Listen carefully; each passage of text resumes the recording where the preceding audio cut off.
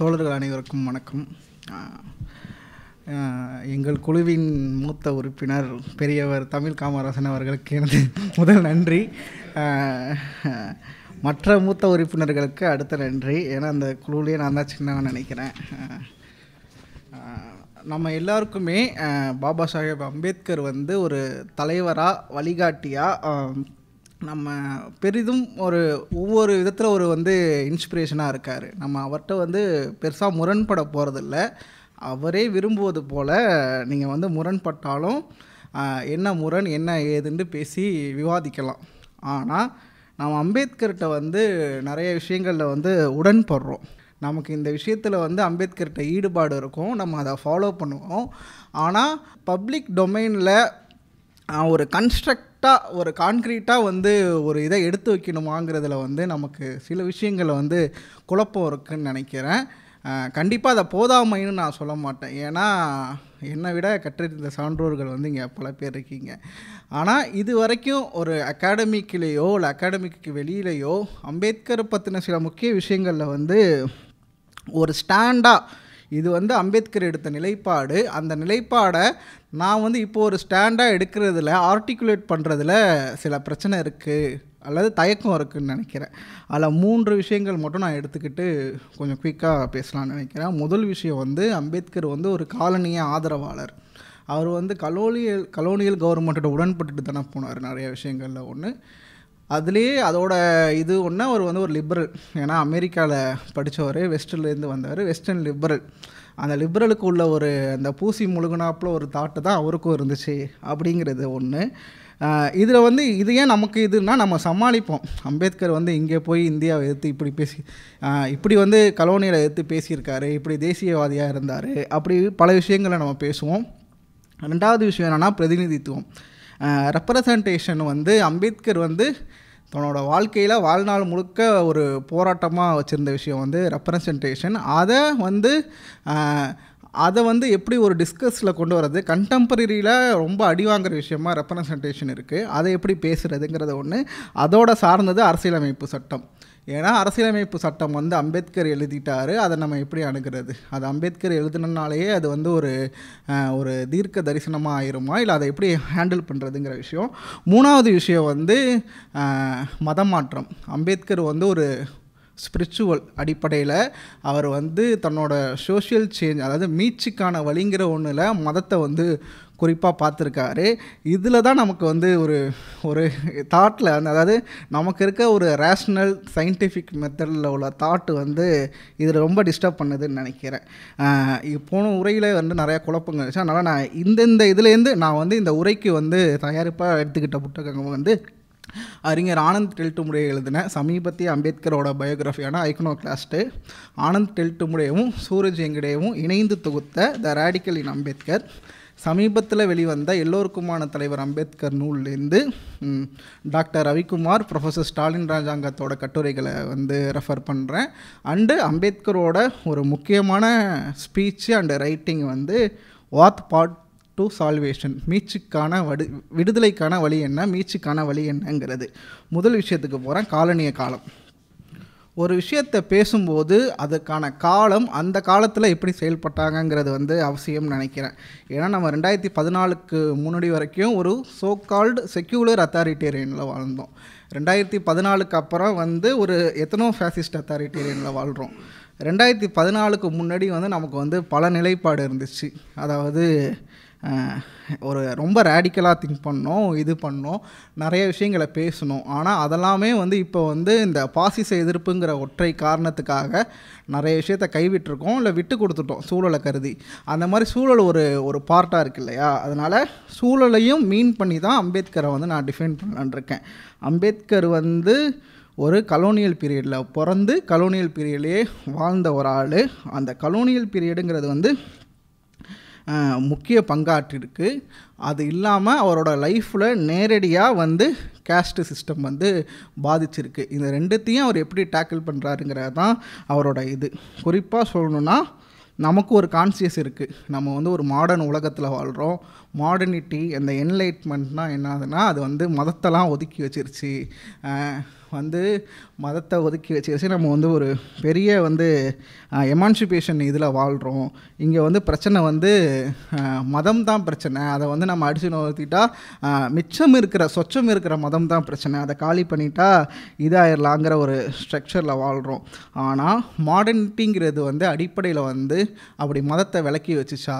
மதம் ஏன் நான் இங்கே மீன் பண்ணுறேன்னா, அம்பேத்கர் வந்து இந்த சாதி இந்து குழுமங்கிற ஒரு மதத்தை வந்து பெருசாக வந்து தனக்கு பெரிய பிரச்சனையாக பார்க்குறாரு இல்லையா, அதனால் அதை நான் மீன் பண்ணி பேசுகிறேன். மாடர்னிட்டி அதாவது நவீன காலங்கிறது வந்து மதத்தை எப்படி ஒதுக்கி வச்சுச்சா அப்படிங்கிற ஒரு முக்கியமான ஒரு பார்வை இருக்குது. அதோட ஒரு பேபி சைல்டு இருக்குது, மாடர்னிட்டியோட ஒரு சைல்டு, அதுதான் நேஷ்னலிசம், தேசியவாதம்ங்கிறது. நம்ம வந்து இந்த ஒரு 15ஆம் நூற்றாண்டுக்கு முன்னெல்லாம் தேசியவாதம்ங்கிறது வந்து பார்த்துருப்போமான்னு தெரில.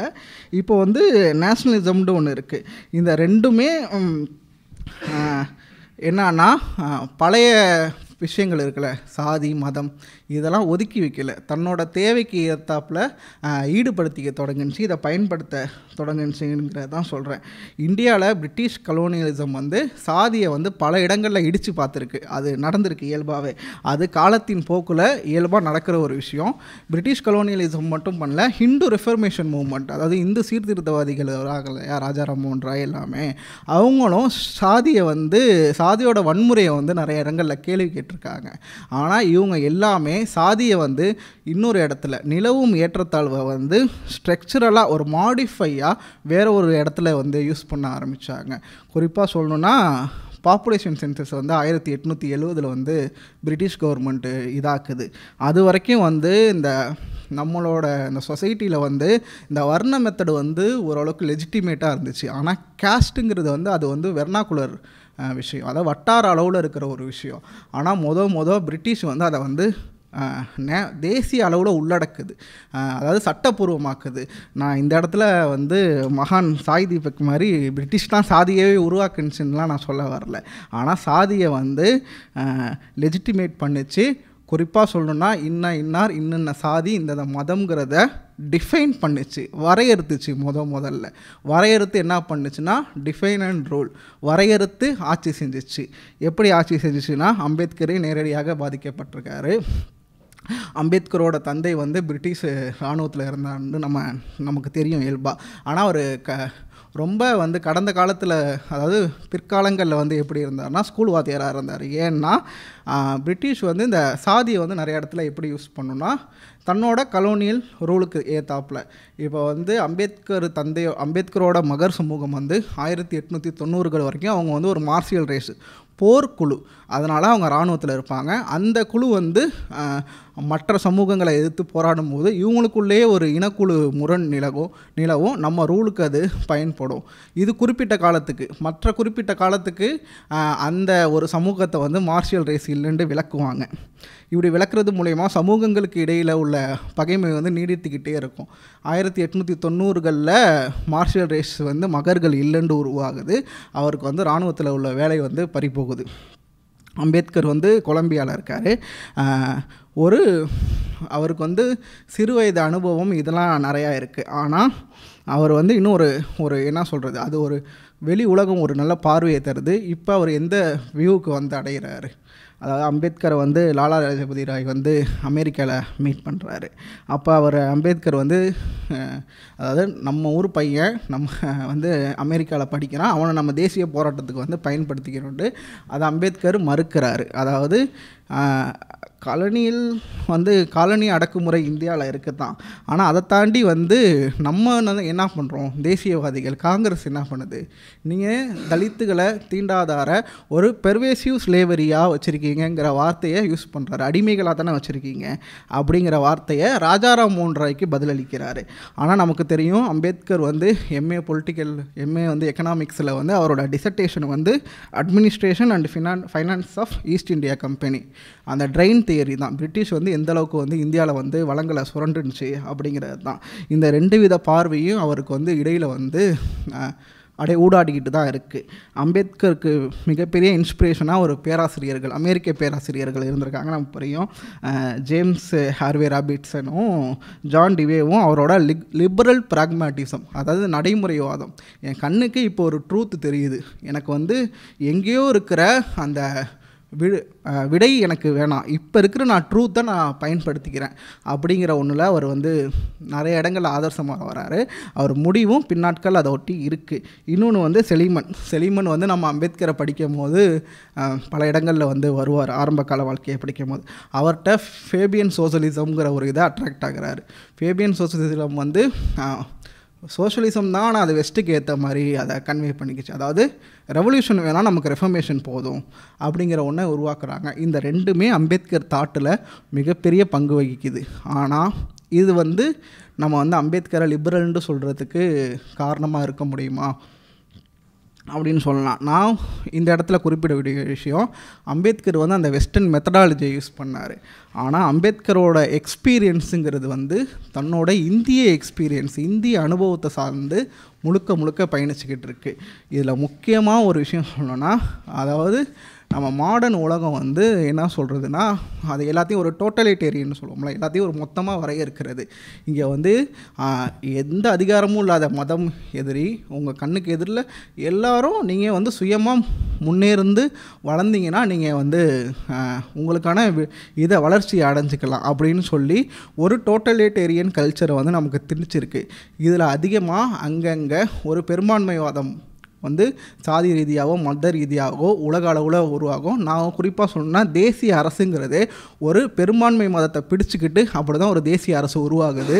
பெரும்பான்மை மதமோ இனமோ, ஒரு தேசிய அரசு வந்து தன்னளவில் வந்து எதுவுமே இல்லாத ஒரு நடுநிலையாக இருக்க முடியாது. அப்படி இருக்கும்போது மைனாரிட்டி கொஸ்டின் இருக்குல்ல, ஒவ்வொரு தேச அரசுக்குள்ளும் இருக்கிற சிறுபான்மையினரோட கேள்வி இருக்குல்ல, அது இந்த மாடர்னிட்டியோட மிகப்பெரிய கிரிட்டிக் விமர்சனமாக எழுது.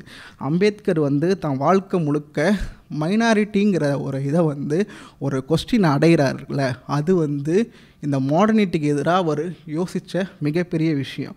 குறிப்பாக சொல்லணுன்னா, அவர் வந்து தலித்தை வந்து மைனாரிட்டிங்கிறாரு. இந்தியாவில் நாங்கள் ஒரு சிறுபான்மையினராக இருக்கோங்கிறாரு. அதர் மைனாரிட்டிஸ், அதாவது அவர் எல்லா இடங்கள்லையுமே தலித்துகளை வந்து முஸ்லீம்களோட ஒப்பிட்டு தான் பேசுகிறாரு. தனி வாக்காளர் உரிமையிலேருந்து எல்லாமே தங்களை வந்து முஸ்லீம்களுக்கு இணையாக தான் ஒப்பிட்டு பேசுகிறாரு. அந்த மைனாரிட்டியும் எப்படிப்பட்டதுன்னா, நியூமரிக்கல் இல்லை, எண் அடிப்படையில் இல்லை. அதாவது பார்சிகளும் மைனாரிட்டி தான், அப்போ இந்தியாவில் யூரோ கிறிஸ்டியன்ஸும் மைனாரிட்டி தான், பார்ப்பனர்களும் மைனாரிட்டி தான். இந்த இடத்துல நான் பேசுகிற மைனாரிட்டி கொஸ்டின் வந்து எதை சார்ந்ததுன்னா, அது எண்ணிக்கை அடிப்படையில் இல்லை, அரசியல் சார்ந்தது. ஒரு அரசியல் சமூகத்துக்குள்ளே ஒரு சிறுபான்மையினருங்கிறவன் யார், எப்படி ஒடுக்கப்படுறான், அதை சார்ந்தது. அவரோட கடைசி 1947 மார்ச்சில் வந்து ஸ்டேட்ஸ் அண்ட் மைனாரிட்டி மெமரண்டம் கொடுக்குறாரு கான்ஸ்டியூஷனுக்கு, மாநிலங்களும் சிறுபான்மையினருங்கிறதுல. அது வரைக்குமே அவர் தலித்துகளை மைனாரிட்டின்னு மட்டும்தான் மென்ஷன் பண்ணுறாரு. மைனாரிட்டினா யாருக்கு எதிரான மைனாரிட்டி? ஒன்று இந்த கலோனியல் ஸ்ட்ரக்சரில் அவங்க மைனாரிட்டியாக இருக்காங்க, இன்னொன்று தேசியவாதம், இந்த காங்கிரஸ் கண்டடைஞ்ச தேசியவாதம். இன்றைய இந்து ராஷ்டிராவின் மாடரேட் வெர்ஷனான அன்றைய மதச்சார்பின்மை தேசியவாதத்தில் நாங்கள் மைனாரிட்டியாக இருக்கிறோம். தேசியவாதம் வந்து அம்பேத்கரும் நம்ம நேரடியாக அம்பேத்கர் எழுத்தில் வந்து காண வேண்டிய இடங்கள் நிறையா இருக்குது. குறிப்பாக சொல்லணுன்னா, அம்பேத்கர் வந்து ஒரு தேச அரசில் எனக்கு பங்கு இல்லை அப்படிங்கிறது அம்பேத்கரோட ரெசிஸ்டன்ஸோட ஒரு இதாக இருக்குது. அதாவது அவர் தேசியவாதத்தை ஒரு த்ரெட்டாக பார்க்கிறார். நீங்கள் முக்கியமாக ஒன்று கவனிச்சிங்கன்னா தெரியும், அவரோட அந்த சிறு வயது குறிப்புக்கு என்ன பேர் வைக்கிறாரு, வெயிட்டிங் ஃபார் ஏ விசான்னு வைக்கிறாரு. நான் வந்து விசா வந்து எதுக்கானதுன்னு தெரியும், ஒரு தேசிய அரசுக்குள் நுழையிறதுக்கு விசா வேணும் அப்படின்னு வைக்கிறாரு. எமக்கு தாய்நாடு என்பதே இல்லைங்கிறத அவர் யார்கிட்ட சொல்கிறாரு, காந்தியார்கிட்ட சொல்கிறாரு. இந்த விதத்தில் எனக்கு நீங்களும் ஒரு எதிர்நிலையில் இருக்கீங்க, அதாவது காலனியமும் ஒன்று தான், உள்ளூரில் காலனியை ஏற்படுத்தி வைத்திருக்கிற நீங்களும் ஒன்று தாங்கிற மிகப்பெரிய தன்னோட நிலைப்பாட்டை வந்து வந்தடைகிறாரு. அதர் திங் ஃபைனலாக ஒன்று, இந்த சாப்டரில் வந்து பிரிட்டிஷ், அதாவது நம்ம இந்த இது பிரிக்கிறோம் இல்லையா, அதாவது அவர் வந்து பிரிட்டிஷ் ஆதரவாக இருந்தாரா எதிராக இருந்தாரா, அவர் வந்து இப்படி எதிர்த்தாரான்னு நம்ம மல்லு கட்டுறோம் இல்லையா பல இடங்களில். அதுவே முதல்ல ஏன் தேவை அதாவது இந்த இருமை உருவாகுது இல்லையா, பிரிட்டிஷ் ஆதரவாளராக இருந்தாரா எதிர்ப்பாளராக இருந்தாரா, நம்ம வந்து இவன்ட்ட இப்படி பதில் சொல்லணுமா இப்படி பண்ணணுமா, இந்த இருமை இருக்கு இல்லையா, அதுவே மாடர்னிட்டி நவீன உலகம் கொண்டு வந்த ஒரு ட்ராப்பு, நம்மளை வந்து ஒரு சிறைக்குள்ளே அடக்கிது. ரெண்டுத்தில் இதுங்கிற அந்த இருமை எந்த அளவுக்கு வினோதமான இருமைனா, ஒன்று என் பக்கம் நில்லு, இல்லை அவன் பக்கம் நிற்காத, அதாவது என் பக்கம் தான் நில்லுங்குது. அதை வந்து இவடு உங்களுக்கு வந்து ஒரு இருமையாக வந்து அதை வழங்குது. ரெண்டாவது இதுக்குள்ளே போகிறேன், பிரதிநிதித்துவம் அண்டு அரசியலமைப்பு. தலித்துகள் வந்து ஒரு மைனாரிட்டிங்கிறத அம்பேத்கர் பேசுறதுக்கு முன்னாடியே தலித் மூவ்மெண்ட்டு நிறைய பேர் பேச ஆரம்பிச்சிட்டாங்க.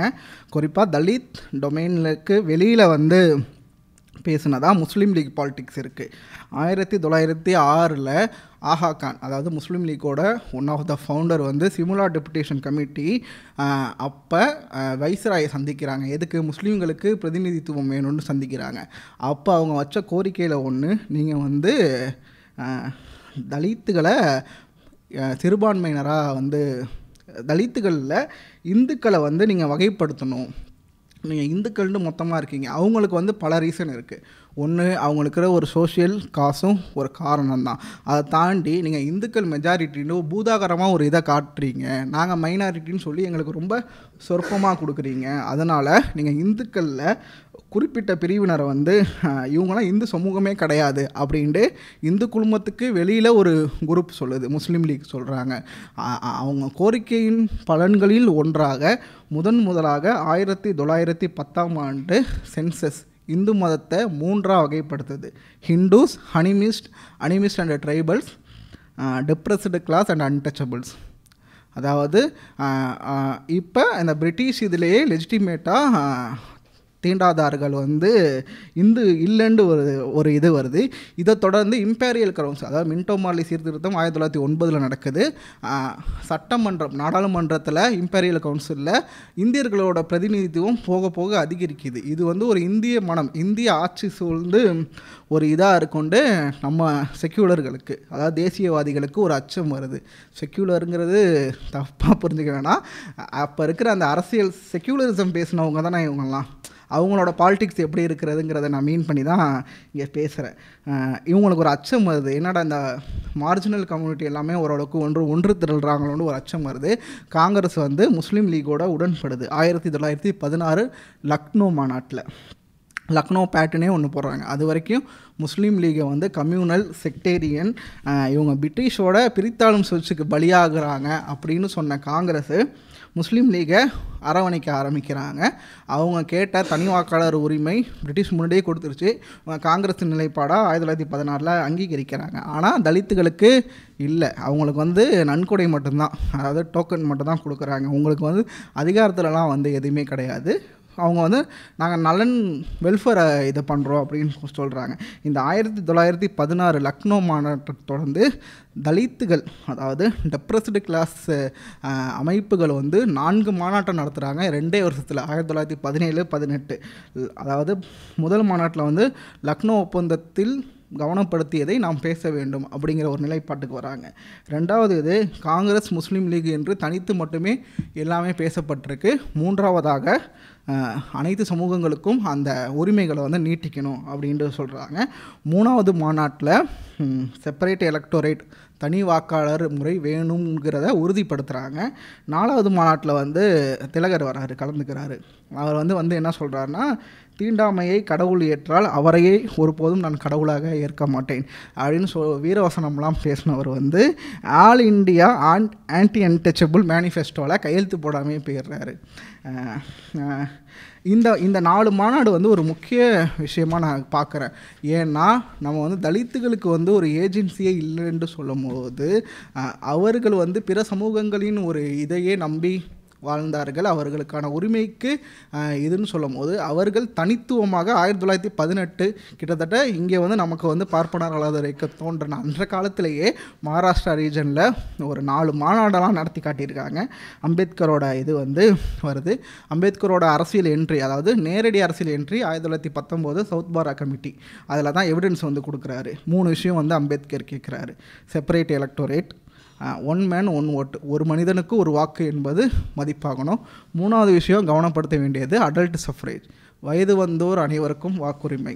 அம்பேத்கர் கேட்குறதுக்கான காரணம் என்னன்னா, அப்போ வந்து ஓட்டு வந்து பெண்களுக்கு இல்லை, சொத்து வைத்திருக்கிற ஆண்களுக்கு மட்டும்தான் இருக்குது. இந்த இதை தலித்தில் ஃபில்டர் பண்ணிங்கன்னா எத்தனை பேர் எஞ்சுவாங்க அன்றைக்கி சூழலில்?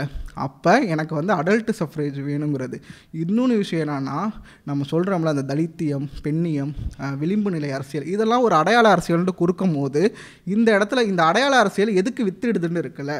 அதனால தான் சொல்லுவேன், விளிம்பு நிலை மக்களின் அடையாள அரசியல் தன்னளவில் மானுடத்தின் விடுதலை அரசியலாக இருக்கிறது. அவங்க அடையாள அரசியல் பண்ணாலும் அது ஓவராலாகவே ஹியூமன் எமான்சிபேஷனுக்கானது அப்படிங்கிறது தான். காங்கிரஸ் வந்து இந்த இதை எதிர்க்குது, சவுத் பாரா கமிட்டியை வந்து எதிர்க்கிறாங்க. காங்கிரஸ் வந்து தனது சாதி இந்துக்குரிய வஞ்சகத்தை காட்டுதுன்னு அம்பேத்கர் சொல்கிறாரு. ஆனால் தலித்துகள்லேயே பல பேர் வந்து சவுத் பாரா கமிட்டியில் வந்து எங்களுக்கு வந்து இந்த தனி பிரதிநிதித்துவம்லாம் வேணாம். பிரிட்டிஷ் வந்து அந்த நெகோஷியேஷனை கேட்பான்னேன். அப்போ கேட்கும் போது என்னன்னா, நான் வந்து பிரதிநிதித்துவம் தரேன், அதாவது இந்த நாமினி ஜென்ரலாக நான் சும்மா கவுண்ட் அடிப்படையில் வந்து அதாவது மக்களால் தேர்ந்தெடுக்கப்பட்டவர்கள் அப்படின்ட்டு இல்லாமல் நான் வந்து உங்களை வந்து நாமினியாக வேணால் நியமிக்கிறேன் அப்படிங்கிறாங்க. ஆனால் அம்பேத்கர் வந்து அந்த நாமினி இதை சுத்தமாக மறுத்துடுறாரு. ஏன்னா நம்ம ஒரு நாமினியாக போனால் அது வந்து ஒரு சலுகையில் நீ வந்தவங்கிற ஒரு பேர் இருக்கும். அதுவும் இல்லாமல் நம்ம வந்து சாதி இந்துக்களின் பொம்மையாக மட்டுமே செயல்படுவோம் அப்படிங்கிறாரு. இது வந்து எங்கே வெடிக்குதுன்னா, 1920 மே 30 நடந்த all India depressed class conference நாக்பூரில் நடக்குது. இதில் வந்து விஆர் சிண்டே அவர் வந்து விதர்பா ரீஜனில் டிப்ரெஸ்டு கிளாஸ் மிஷன்னு ஒரு அமைப்பு வச்சுருக்காரு, தலித் அமைப்பு வச்சுருக்காரு. அதோட சார்பாக அவர் வந்து பங்கேற்கிறாரு. அம்பேத்கர் வந்து இன்வைட்டியாக வராரு. அவர் வந்து சாஹு மகாராஜாவோட ஒரு கூட இருந்தனால இன்வைட்டியாக வராரு. விஆர் சிண்டே வந்து சவுத் பாரா கமிட்டியில் பேசின விஷயத்த இங்கேயும் பேசுகிறாரு. அதாவது அந்த கமிட்டியில் வந்து நான் பேசினேன், செப்பரேட் எலக்டரேட் இப்போதைக்கு நம்மளுக்கு வேணாம், அண்டு தென் நம்ம வந்து இந்த நாமினி சிஸ்டத்துக்கு ஒத்துக்குவோம் இப்போதைக்குங்கிறாரு. அம்பேத்கர் வந்து ஒரு இன்வைட்டியாக வந்தவர் அது எப்படி நீங்கள் வந்து சொல்லலான்னு சொல்லி அவரோட டிப்ரெஸ்டு கிளாஸ் மிஷனுக்கு அகெயின்ஸ்டாக நோ கான்ஃபிடன்ஸ் ரெசல்யூஷன் பாஸ் பண்ணுறாரு. பாஸ் பண்ணிட்டு அவர் சொல்கிறது என்னன்னா, தலித்துகளின் வாழ்வை சாதி இந்துக்களின் கையில் ஒப்படைப்பது வஞ்சகமானது. இந்து சீர்திருத்தவாதிகளை இனி நம்பாதீர்கள், உங்கள் வாழ்வு உங்கள் கையில் தான் உள்ளது. இது கிட்டத்தட்ட ஒரு மாநாடுங்கிறதுனால புரோதோனுக்கு எதிராக மார்க்ஸ் வந்து எழுந்தார் இல்லை பார்த்தீங்களா. அதோடு நான் வந்து ஒப்பிடுறேன். அம்பேத்கரோட அரசியல் இங்கே வந்து தீர்மானமாகுதுங்கிறத நான் எடுத்துக்கிறேன். அடுத்து சைமன் கமிஷனில் வந்து கிட்டத்தட்ட ஒரு 18 தலித்து இயக்கங்கள் வந்து சாட்சியம் கேட்குறாங்க. 18 பேரில் 16 இயக்கங்கள் வந்து செப்பரேட் எலக்டோரேட் வந்து வேணுங்கிறாங்க. 2 பேர் வந்து அதுக்கு அகெயின்ஸ்டாக இருக்காங்க. அந்த 2 பேரில் ஒருத்தர் யாருன்னா அம்பேத்கர். இதுதான் வந்து அம்பேத்கர்கிட்ட நம்ம பார்க்குற மிகப்பெரிய சிக்கலுங்கிறேன். ஏன்னா இதுக்கு முன்னாடி எதனால் ஷிண்டேவை பண்ணார் இவர், இதுக்கு பின்னாடி எதுக்காக காந்தியார்கிட்ட மல்லு கட்டினார், அந்த செப்பரேட் எலக்டோரேட்டை சைமன் கமிஷனில் வேணாங்கிறாரு. நான் வந்து ஜாயிண்ட் எலக்டோரேட்டில் போகிறேன், ரிசர்வ்டு சிஸ்டம் இப்போ இருக்கிற மாதிரி அப்படிங்கிறாரு. இதை தான் அசோக் கோபால் வந்து சொல்லுவார். அவர் தலித்து மக்களுக்காக மட்டுமே பேசியிருந்தால் அரசியலில் அதிக வெற்றி அடைந்திருப்பார். ஆனால் அவர் முழு தேச நலனில் அக்கறை கொண்டிருந்தார். அந்த இரட்டை நிலைப்பாடு சில நேரங்களில் அவர் அரசியலை குழப்பமாக்கியது. அதாவது அவர் எப்போல்லாம் இந்த தலித் அரசியலுங்கிறது மற்றவர்களையும் அரவணைச்சு போகணும், மற்றவர்களையும் உடன்பட்டு வரணுண்டு யோசித்தாரோ அப்போல்லாம் தலித் நலனை அவர் விட்டு கொடுத்தார். அந்த மாதிரி விட்டு கொடுத்த 2 விஷயங்கள் வந்து, ஒன்று சைமன் கமிஷன், 2வது கான்ஸ்டியூஷன் ஆஃப் இந்தியா 1950.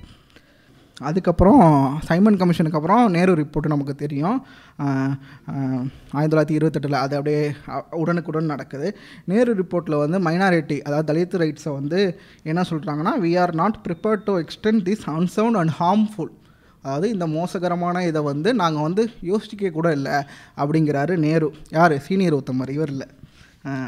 அதுக்கப்புறம் வந்து பூர்ண சுவராஜை வந்து காங்கிரஸ் கையில் இருக்குது, அதாவது முழு சுதந்திரம். அது வரைக்குமே காங்கிரஸ் வந்து முழு சுதந்திரங்கிறத பேசலையா. காங்கிரஸ் வந்து இந்த பூர்ண சுவராஜ் கையில் எடுத்தோன்னா அங்கே வந்து அம்பேத்கரோட எக்ஸிஸ்டன்ஸ் வந்து கொஞ்சம் தடுமாறுது. நம்ம வந்து பிரிட்டிஷோடு இருக்கிறது நல்லதா, காங்கிரஸோட காங்கிரஸின் பூர்ண ஸ்வராஜில் இருக்கிறனால தாண்டு இங்கே எக்ஸிஸ்டன்ஸ் வந்து பல விதங்களில் கேள்விக்குள்ளாகுது. திரும்ப வந்து ஒரு நிலைப்பாடுக்கு வராரு, அது செப்பரேட் எலக்டோரேட்டுக்கு வராரு. ஃபஸ்ட்டு ரவுண்ட் டேபிள் அட்டென்ட் பண்ணுறாரு. நாங்கள் அதாவது சாதி இந்து குழுமத்திலேருந்து எங்களை வந்து வெளியில் கொண்டு வாங்க அப்படின்னு சொல்கிறாரு முதல் ரவுண்ட் டேபிள். அதை பார்த்துட்டு தான் காந்தியார் நம்ம மீட் பண்ணுறாரு. காந்தி அம்பேத்கரோட ஃபஸ்ட்டு மீட்டிங் வந்து ரொம்ப சுவாரஸ்யமானது. இவர் தான் கூப்பிட்டு விட்டுருப்பார், வந்து உட்காந்துருப்பார், பேசவே மாட்டார். ஆரம்பிப்பார், என்ன சொல்கிறீங்க டாக்டர் அப்படிம்பார். இவர் சொல்லணும்னா, நீங்கள் தானே என்னை கூப்பிட்டீங்க, என்ன விஷயம்னு நீங்கள் சொல்லுங்கள் அப்படின்ட்டு சொல்லும் போது இது வந்து ரொம்ப சூப்பரான விஷயம். அந்த இதில் என்னால் வந்து செகண்ட் ரவுண்ட் டேபிளில் கலந்துக்க முடியாது, அதனால் எனக்கு பதிலாக நீங்கள் போய் ரெப்ரசன்ட் பண்ணுங்கள் அப்படிம்பார் காந்தி அம்பேத்கர்கிட்ட. என்னென்னா கைக்குள்ளே போடுறார். இவருக்கு காந்திக்கு வேறு ஆளே இல்லைல்ல, அதனால் யாரோ அவர் என்ன சாதின்னு கூட அப்போ காந்திக்கு தெரியாது, எதுக்காக போகிறாருன்னு கூட தெரியாது. தனக்காக போய் அவரை ரெப்ரசன்ட் பண்ண சொல்கிறாரு. எனக்கே 1008 பிரச்சனை இருக்குது, இதை வேற நான் தூக்கி சுமக்க முடியுமா அப்படிங்கிறாரு அம்பேத்கர். அதுக்கப்புறம் காந்தி வந்து டெம்ப்ட் ஆகுறாரு. நான் பிரச்சாரம் பண்ணும் போதெல்லாம், அதாவது நான் வந்து தீண்டாமைக்கு எதிராக சிந்திக்கும் போதெல்லாம் நீங்கள் பிறந்திருக்க கூட மாட்டீங்க டாக்டர் அப்படின்ட்டு தன்னோட ஒரு பூமர் அங்கிள் தனத்தெல்லாம் வந்து அவர் காட்டுறாரு. செகண்ட் ரவுண்ட் டேபிளில் வந்து காந்தி வந்து இந்த மைனாரிட்டி ரைட்ஸ், மைனாரிட்டிங்கிறது அப்போதைய தலித்துகளையும் உள்ளடக்கியதுண்டு நம்ம ஒரு அண்டர்ஸ்டாண்டிங்லேயே இந்த ஸ்பீச்சில் வருவோம். ஆலிகாருங்கிறாரு, அதை போய் ஆலிகாக்குங்கிறாரு. விலகல்வாதம், தனித்து நிற்கும் போக்கு அப்படின்னு சொல்லி கேன்சல் பண்ணுறாரு. முஸ்லீம்ஸ்கிட்ட வந்து பார்கெனிங்க்கு போகிறாரு. அதாவது என்னென்னா, முஸ்லீம்கள் வந்து செகண்ட் ரவுண்ட் டேபிளில் 14 கோரிக்கையை முன் வச்சு அவங்க வந்து பேசுகிறாங்க.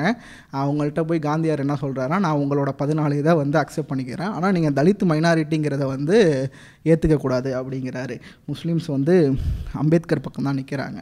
இது வந்து இதையே நம்ம வந்து 1906 ஆஹா கார்டு வந்து எதுக்கு கேட்டாருன்னு நம்ம வந்து யோசிக்க வேண்டியதாக இருக்குது. ஒரு கட்டத்தில் கோபமான காந்தி வந்து, இங்கே இருக்கிற யாருமே வந்து உரிய பிரதிநிதி கிடையாது, நானும் காங்கிரஸும் தான் எல்லா மக்களுக்குமான பிரதிநிதிங்கிறாரு. இந்த துறவி வந்து துறவரத்துக்கே ஏற்ற மாதிரி எல்லாத்தையுமே துறக்கிறாரு. எப்படியும் உங்கள் செகண்ட் ரவுண்ட் டேபிளில் வந்து வாங்கிடுறாங்க, கம்யூனல் அவார்டு கிடச்சிருது. அதை வந்து பட்டேல், அதாவது இந்து காங்கிரஸில் உள்ள அவர்களுக்கு நல்ல மனிதரில் அவர் என்ன சொல்கிறாரு, untouchables hooligans will make common cause with Muslim hooligans and kill caste Hindus அப்படிங்கிறாரு. அதாவது இந்த தீண்டத்தகாத பொறுக்கிகள், ரவுடிகள் முஸ்லீம் ரவுடிகளோடு சேர்ந்து சாதி இந்துக்களை அழிக்க பார்க்கிறார்கள், இதை வந்து பிரிட்டிஷ் அரசு உணரவில்லையா அப்படின்ட்டு சொல்கிறாரு. இவர் வந்து நமக்கு மிகப்பெரிய தேசிய தலைவர், ஐயா சொன்ன மாதிரி நல்ல துருப்பிடித்த மனிதர்ண்டு இவர் அவருக்கு ஒரு பேர் வேறு வச்சுருக்காரு. பூனா பேக்ட் வந்து அமலாகுது. எப்படியோ அமலாகுது. பூனா பேக்ட் வந்து அதை பேக்ட்டுன்னு சொல்கிறத விட கட்ட பஞ்சாயத்துன்னு சொல்கிறது வந்து சுலபமாக இருக்கும்னு நினைக்கிறேன். ஏன்னா இரண்டு பக்கமும் வந்து மனமுவர்ந்து அக்செப்ட் பண்ணால் தானே அது வந்து ஒப்பந்தமாகும். ஒரு பக்கத்தை மிரட்டியே இன்னொரு பக்கத்தில் வந்து சாதிக்கிறது வந்து அது எப்படி வந்து ஒப்பந்தமாகும்? அந்த கட்ட பஞ்சாயத்தும் நாட்டின் மிகப்பெரிய துறவிக்கு மத்தியில் நடக்குது, காந்தியார் மத்தியில். அந்த ஒப்பந்தம் வந்து என்ன சொல்லுதுன்னா, நீங்கள் வந்து உங்களோட இந்த இரட்டை வாக்குரிமை, தனித்தொகுதி, கம்யூனல் அவார்டு கொடுத்தாங்க இல்லையா, இதெல்லாம் மட்டுமே நீங்கள் விட்டு கொடுக்கல, நாங்கள் இந்துக்கள் என்பதை நீங்கள் ஒப்புக்கொள்கிறீர்கள், அதுதானே இந்த ஒப்பந்தம் அப்படிங்கிறத காந்தியார் வந்து சாதித்து காட்டுறார் பூனா ஒப்பந்தத்தில். மூன்றாவது விஷயம் மத மாற்றம். அரசியல் அதிகாரம் மட்டும் போதுமா? அம்பேத்கர் வந்து தன்னோட முக்கால்வாசி வாழ்க்கையை வந்து அதுக்காகவே செலவு பண்ணுறாரு. அதாவது பொலிட்டிக்கல் ரெப்ரசன்டேஷன் கிடச்சிட்டா எல்லாத்தையும் சாதிச்சதாக அர்த்தமாயிருமா? இப்போ கூட தான் ரிசர்வ்டு கான்ஸ்டியூஷன் இருக்குது, தலித்துகள் வந்து எம்எல்ஏவாக இருக்காங்க, மினிஸ்டராக இருக்காங்க, குடியரசுத் தலைவராக இருக்காங்க, எல்லாமே சாதிச்சிட முடியுமா அப்படின்னு நம்ம யோசிக்கிறோம் இல்லையா? ஆனால் நம்ம இன்றைக்கி கொடுக்குற அளவீடில் அம்பேத்கர் பார்க்கவே இல்லை அந்த விஷயத்தை. அவர் வந்து அதனால தான் சொன்னார், மைனாரிட்டிங்கிறது வந்து நீங்கள் நம்பராக பார்க்காதீங்க, அது வந்து அரசியலாக பாருங்கள். என்ன அரசியல்? அவங்க மெஜாரிட்டியால் வீழ்த்தப்பட்டிருக்காங்க, தொடர்ந்து ஒடுக்குதலுக்கு ஆளாயிருக்காங்க, அந்த அரசியலாக பாருங்கள். அப்போ அவங்களுக்கான உரிமை வந்து இந்த சமூகத்துக்கு அகெயின்ஸ்டாக இருக்கணும். அதாவது இந்த சமூகம் வந்து எந்த சமூகம் ஒடுக்குதோ அந்த சமூகத்துக்கு அகெயின்ஸ்டாக அவங்க வந்து ரெப்ரசன்டேஷனில் அவங்க பெரும்பான்மையாக இருக்கணும். நீங்கள் வந்து இதை வெறும் கவுண்ட்டாக இப்போ கணக்கெலாம் போடுறோம் இல்லையா, அவங்களுக்கு எத்தனை பர்சன்டேஜ் இருக்குது, அவங்க எத்தனை கேட்கலாங்கிறத, இந்த மாதிரி இல்லாமல் ஒரு ரெமெடியாக நீ வந்து என்னை இத்தனை நாள் இது பண்ணதுக்கு பரிகாரமாக எனக்கு அரசியலில் அதிகாரத்தை கொடு. இன்னொரு விஷயம், நம்ம மகத் போராட்டத்திலேருந்து எல்லாமே பார்க்குறது, இந்து சமூகம் வந்து தலித்துகளுக்கு வழிபாட்டு உரிமையை மட்டும் மறுக்கலை, மொத்த சிவில் உரிமையையும் மறுத்துச்சு. ஒரு பொதுக்குளத்தில் நீர் எடுக்கிறதுலேருந்து அனைத்து சிவில் உரிமையையும் குடியுரிமையும் அதாவது வாழ்வாதார உரிமையை மறுத்த ஒரு சமூகத்தில் நான் எனக்கு அதிகாரம் கொண்டு வந்து நிற்கிறது இருக்கு இல்லையா, அது நான் மற்ற அனைத்தையும் அடைந்ததற்கான உதாரணம், ஒரு அடையாளம். அந்த அதிகாரம் நான் அடைஞ்சிட்டா போதுமா அப்படின்னா இல்லை. அம்பேத்கர் அதிகாரத்தை பற்றி பேசும்போதெல்லாம் அது ஒரு டிரான்சிஷன், அது ஒரு பயணத்திற்கான ஒரு வழி தானே தவிர அதுவே பயணம் இல்லை. அதிகாரத்தை அடைஞ்சிட்டா எல்லாமே சாதிச்சிட்டதெல்லாம் அர்த்தம் இல்லைங்கிறதுல அவர் உறுதியாக இருந்தார். இதை தாண்டி அவர் வந்து தலித்துகளுக்கு ஒரு எமான்சிபேஷன் பார்த்தாரு.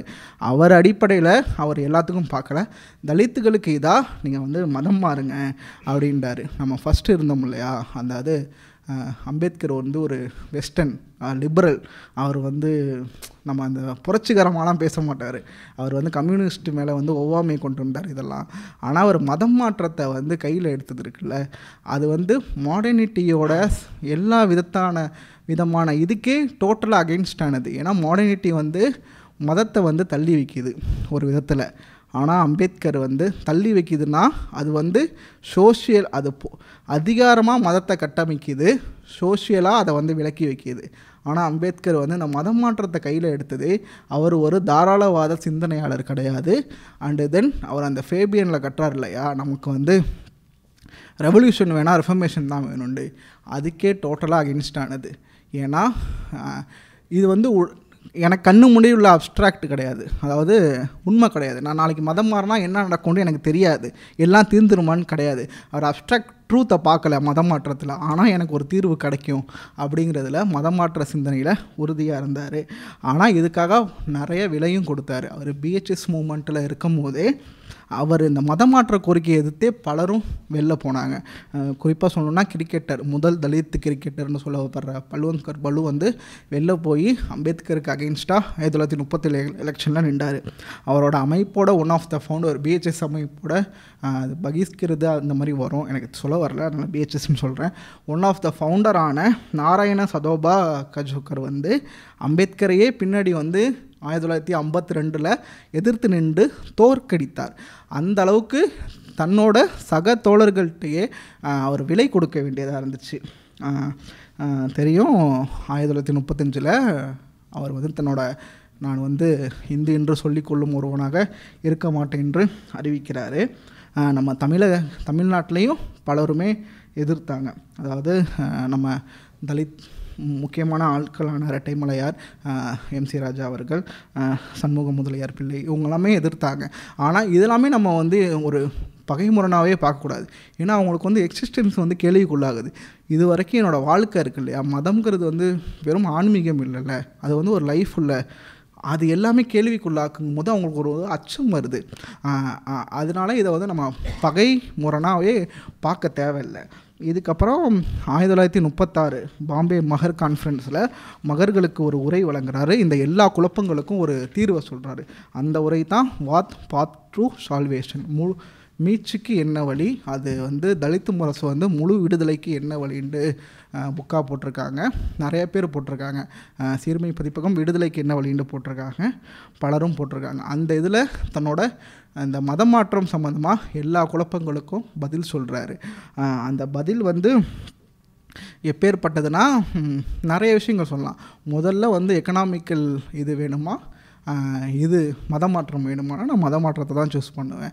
ஏன்னா நீங்கள் தலித்துகளுக்கான எக்கனாமிக்கல் முன்னேற்றத்துக்கு என்ன வழி ஏற்படுத்தி கொடுத்துருக்கீங்க, நான் எக்கனாமிக்கலாக இதாகிறதுக்கு அப்படிங்கிறது. அப்புறம் வந்து அரசியல் உரிமையெல்லாம் பறி போயிடும். நம்ம வந்து ஒரு இந்து பட்டியலுக்குள்ளே இருக்கிறனால தான் நமக்கு இந்த அரசியல் உரிமையெல்லாம் கிடைக்கிது. வேறு மதத்துக்கு மாறினா பறிபெயருமேங்கும் போது அதை வாங்கி கொடுத்த நானே சொல்லுவேன், அது வந்து நமக்கு என்னைக்கா இருந்தாலும் அதுமே அது ஒரு நீடித்தது கிடையாது. நம்ம வந்து மதமாற்றம் என்ற ஒரு ரெபலுக்காக நம்ம இதை வந்து இழக்கிறதுல தப்பே இல்லைன்னாங்க. கிட்டத்தட்ட அம்பேத்கரோட பேச்சை கேட்டு 1956 மதம் மாறின பௌத்தத்துக்கு மாறின அந்த 10 லட்சம் தலித்துமே என் பாபா சொல்கிறாருங்கிற ஒரே காரணத்துக்காகத்தான் அந்த கான்ஸ்டியூஷனில் கொடுத்த எல்லா உரிமையும் தூக்கி போட்டு தான் போய் மதம் மாறினாங்க. ஏன்னா 1990 தான் பௌத்தர்களுக்கு வந்து பௌத்த தலித்துகளுக்கு வந்து ரிசர்வேஷனுங்கிறது கொடுக்குறாங்க. இந்த விதத்தில் அம்பேத்கரோட பாத் டு சால்வேஷனோட உரை முக்கியமான உரை. காந்தியார் வந்து அதை எப்படி அவர் வந்து தன்னோட யங் இந்தியா நாளிதழையே வந்து ஹரிஜன்னு பேர் மாற்றிக்கிட்டு தலித்துகளுக்கான விடுதலை பயணத்தை வந்து தன்னை வந்து ஈடுபடுத்திக்கிட்டார். தலித்துகளுக்கான பயணம் அதில் வந்து நிறைய காந்தியார் மாறினார், அதெல்லாம் நம்ம இது பண்ணணும். அண்டு தென் வந்து அம்பேத்கருக்கு தொடர்ந்து கவுண்டர் கொடுக்குறதே அதில் தன்னோட வேலையாக வச்சுருந்தார். அம்பேத்கர் வந்து ஒன்று சொல்லிட்டா உடனே எழுதிடுவார். அம்பேத்கர் சொல்கிறது தப்பு, இந்த சீக்கியத்துக்கு அம்பேத்கர் மதம் மாறுறாங்கிறாரு, அது எவ்வளோ மூஞ்சையோட பேக்டர்லாம் நடந்துச்சு அதெல்லாம் தெரியும். மூஞ்சியை போய் காந்திகிட்ட சொல்லுவார், அம்பேத்கர் வந்து சீக்கியத்துக்கு மதம் மாறிட்டார், அது இந்து மதம் தானேன்னா காந்தியார் உடனே எழுதுவார், சீக்கியம் எப்படி இந்து மதம் ஆகும். ஆனால் அது வந்து அவங்க தனி தொகுதியெலாம் வாங்குறாங்க. 47 வரைக்கும் சீக்கியர்களுக்கும் ரிசர்வேஷன் தனி தொகுதி இருந்துச்சுல்ல, அவங்க எப்படி இந்து ஆவாங்க, அது மாறினாலுமே அவங்க இந்து மதத்தை விட்டு வெளில போகிறது தான். ஆனால் காந்தியார் வந்து தன்னோட பொலிட்டிக்கல் நேர்மைக்கு அதை இது பண்ணார். இப்போ மூஞ்சைக்கெலாம் சீக்கியம் ஏன் இந்து மதம்ங்கிறதுனா இந்தியாவில் தோன்ற மதம், அதுக்கு எதிராக அவங்க இந்திய மதம் அவங்க வந்து நேஷ்னலிஸ்ட் வியூவில் இருந்தாங்க. இந்தியாவில் தோன்ற மதத்தை எல்லாத்தையுமே அரவணைச்சிட்டு போகிறது, வெளியில் தோன்றின மதத்தை எல்லாத்தையுமே எதிர்க்கிறதுங்கிறது வந்து மதம் சம்மந்தப்பட்ட பழமைவாத பார்வை கிடையாது, தேசியம் சம்மந்தப்பட்ட ரொம்ப நவீன பார்வை. அந்த இதில் இருந்தாங்க. அது வந்து நம்ம பின்னொரு நாட்களில் வந்து விவாதிக்கலாம்னு நினைக்கிறேன். அண்டு தென் நான் வந்து இந்த 2 குறிப்பை மட்டுமே சொல்லிட்டு போகிறேன். தமிழ்நாட்டில் பல தலித் தலைவர்களுமே அவங்க வந்து தன்னோட இன்னர் செக்யூரிட்டிக்காக அவங்களுக்கு அந்த வலிமை இல்லைங்கிறது நான் தவறான அர்த்தத்தில் சொல்லலை. எனக்கு வந்து என்னோடய லைஃபே கேள்விக்குள்ளாகுதுங்கிற இதில் தான் எதிர்த்தாங்களே தவிர அம்பேத்கரை எதிர்த்து அரசியல் பண்ண வேண்டும் என்றோ அவங்கள வந்து நான் கிரிமினலைஸ் பண்ணவே மாட்டேன். ஆனால் தமிழ்நாட்டில் அம்பேத்கருக்கு இப்போதும் முழுமையாக ஆதரவு இருந்தவர் பெரியார். வந்து 2 பெரியாரோட அந்த மதமாற்றம் சம்மந்தமான குறிப்பை மட்டும் சொல்லிட்டு முடிச்சுக்கலாம்னு நினைக்கிறேன். 20/10/1935 குடியரசு. தோழர் அம்பேத்கர் அவர்களின் கர்ஜனையும் வீரமும் ஞானமும் நிறைந்த தீர்மானம்தான் தாழ்த்தப்பட்ட மக்கள் மாத்திரமல்லாமல் இந்தியாவில் உள்ள பார்ப்பனர் அல்லாத மக்களாகிய 197 விகிதாச்சாரமுள்ள 24 கோடி இந்து மக்களின் விடுதலைக்கு சர்வ சஞ்சீவியாக போகிறது. அம்பேத்கர் வந்து தன்னோட மதமாற்ற முடிவை வந்து தன்னோட பர்சனலாக தலித் மக்களுக்கான இதாக மட்டும் பார்த்தாரு. ஆனால் பெரியார் வந்து அதை இந்தியாவில் உள்ள 197% உள்ள பார்ப்பனராத மக்களின் மீட்சியாக பார்க்குறாரு. அண்டு தென் இன்னொரு விஷயம் வந்து என்னென்னா, அம்பேத்கர் வந்து ஒரு இந்திய மதம்ங்கிற விதத்தில் பௌத்தத்தை ஏற்றுக்கிட்டார். அவர் இந்திய மதம்ங்கிற வியூவில் பௌத்தத்தை ஏற்றுக்கலை, அது வந்து தவறாக பரப்பப்படுது. ஆனால் அவர் பௌத்தத்தை ஏற்றார். இது வந்து நிறையா பேர் இதை உடன்படல. ஆனந்த் டெல்ட்டு முறையெல்லாம் வந்து அகெயின்ஸ்ட் எதிர்ப்பு தான் பௌத்தம் மாறினதுக்கு. அதில் வந்து என்ன கல்ச்சுரலாக என்ன சேஞ்ச் ஆகிற போகுது. அம்பேத்கர் வந்து அறிவு ரீதியாக மதம் மாறணுங்கிறது அவருடைய தாட் இல்லை. நான் வந்து விடுதலைக்கு கல்ச்சுரலாக மாறுறேங்கிறது. ஆனால் பௌத்தத்தை இது வந்து தவறான விஷயங்கிறாரு. ஆனால் நம்ம வந்து அந்தளவுக்கு பார்க்கணுமாங்கிறதுக்கு பெரியார் ஒரு குறிப்பு தராரு. குடியரசு 17/11/1935. தோழர் அம்பேத்கர் எந்த மதம் மாறப்போகிறார் என்பது நமக்கு தெரியாது. உலகாயத மதத்தையோ நாத்திக மதத்தையோ அல்லது இஸ்லாமிய மதத்தையோ தழுவ போகிறாரா என்பதும் நமக்கு தெரியாது. எப்படி இருந்தாலும் ஏமாற்றமும் சூழ்ச்சியும் கொண்டதும் சண்டாளன், பாவி, இழிகுலத்தவன், தீண்டத்தகாதவன் என்று மனிதனை வெறுத்து தள்ளுவதும் ஒருவர் உழைப்பை மற்றொருவர் கொள்ளை கொள்வதுமான காரியங்களை மத கட்டளையாக கொண்டதுமான இந்து மதத்தை விட்டு விடுகிறேன் என்றால் முதலில் அதற்கு உதவி செய்ய வேண்டியது ஒவ்வொரு சுயமரியாதைக்காரனுடைய கடமை அல்லவா அப்படிங்கிறாரு. அதாவது இதையே டாக்டர் திருமாவளவன் வந்து பல இடங்களில் சொல்லுவார். நம்ம தமிழ்நாடு அந்த சூப்பரான ஸ்பீச்லேயே பார்க்கலாம். அவர் வந்து எங்கே போனார்னு பார்க்காதீங்க, எதை விட்டு வெளியேறினார்னு பாருங்கள் அப்படிம்பார்.